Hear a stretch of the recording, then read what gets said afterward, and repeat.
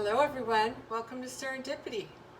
So today I'm going to share with you a frugal soup. I call it frugal soup because I already had all of these ingredients. It wasn't planned, I just found this recipe on my Weight Watcher app yesterday, and it's called Tuscan, pumpkin Tuscan soup.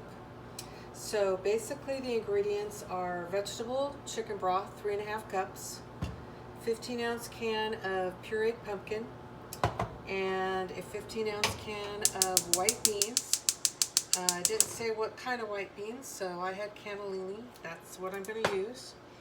And some oregano. I have a little bit of that in a bag here. Salt and pepper. And after it's all done, you just put like a tablespoon of Parmesan cheese on top. So I've got my pan heating up, and I am going to turn it up on high a little bit because I want to be able to finish this whole soup on this video. That's my goal. So we'll see what happens because we only get to do this once, right? 3.5 cups of the chicken broth. So, or not chicken broth, I am so sorry, it's not chicken broth, it's vegetable broth. I swear, if my head was screwed on right, I would have got it right the first time. Okay, there you go.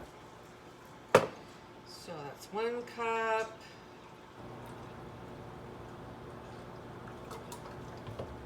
Two cups.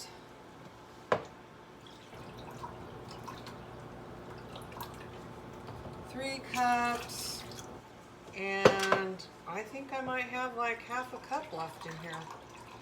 And you're right. For some reason, I always thought this. Okay, so we used a whole carton of the soup. Now this is supposed to be a creamy soup, and I do not have an immersion blender, so I am going to have to use my regular blender, which is actually in my dishwasher right now, so I didn't plan that out too well. Okay, so we got that heating on high right now, and I'm going to get my blender out.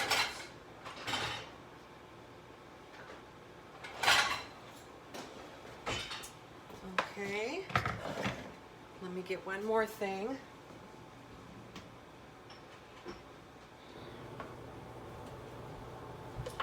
Okay, so here we go.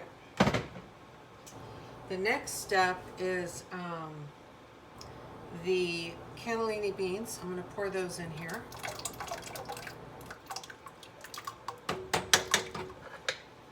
And you know, another idea that I could have done, but it's too late now, is I could have just put the cannellini beans in the blender and blended them before putting it in there, but I'm always trying to change things from what they say to do. That might be why sometimes my recipes don't turn out. So here we go. I got this, and you know, I think before it gets too hot, I might actually pour this into my blender, and I'm going to get the bulk of my beans. It's okay if there's still a few beans in there. I'm going to get the bulk of this blended. So let's do that. I think I got almost all of it. There I go, changing things again. Okay, we're going to do liquefy.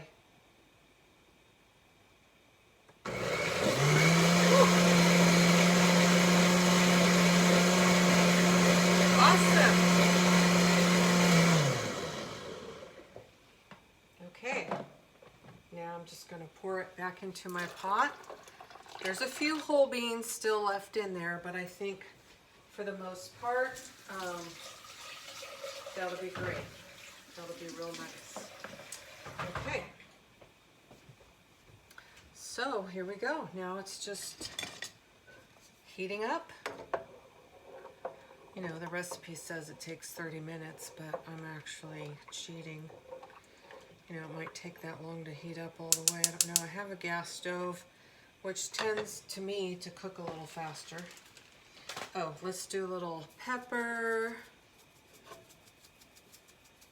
A little pepper. A little salt. And let's do a little bit of some oregano, which I think that should be just fine. And I think I'm also, since I don't have onion, but I want that little onion flavor, I have some onion powder. So I'm just going to sprinkle some of that in generously there. Okay, so it's heating up. So while this is cooking, I have a funny little story to tell you. Long time ago when I was married, my husband loved chocolate cake, and I had made a chocolate cake to take to a family gathering the following day. So before I went to bed, he was still up watching TV. I said, whatever you do, do not touch my chocolate cake, okay? He's like, I won't. So in the morning, I wake up, I'm having my coffee, I'm puttering around the kitchen, and I'm like, what is going on? My cake looks shorter than it did yesterday. Like shorter this way. It was a 2-layer cake. And I'm like, I must be losing my mind. And because everything looked perfectly normal. Then I went to throw something in the trash, and when I lifted up the lid, I saw all these toothpicks in there with chocolate cake and frosting residue on them. And I'm like, what the heck? I'm like, Mr. K, what happened to my chocolate cake? And why is there evidence in the garbage? He said, well, actually, I cut a little piece about 1/2 inch off the entire bottom of the cake. And I'm like, well, how did you do that? He's like, well, I put toothpicks going all the way around the cake, and then I got spatulas and I lifted them up, put it on a fresh plate, and then I ate the bottom layer that was left. I'm like, oh. So he had no shame that he ate the bottom layer of my cake. Well, my family enjoyed the story when I brought it to the family gathering the next day. But anyway, he used to do funny things like that to me. Now, it's been about 8 minutes. I'm going to test this out and see how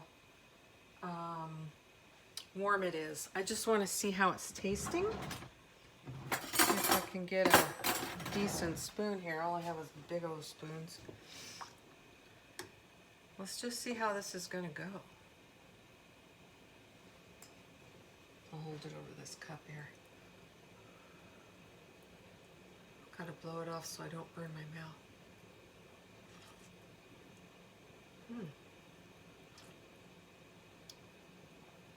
Oh my God, this is really good. I was a little skeptical. I'm like, pumpkin and beans.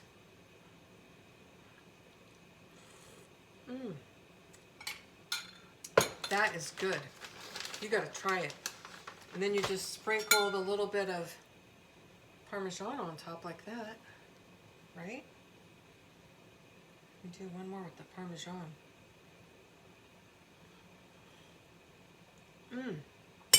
This is a winner. This recipe is a winner.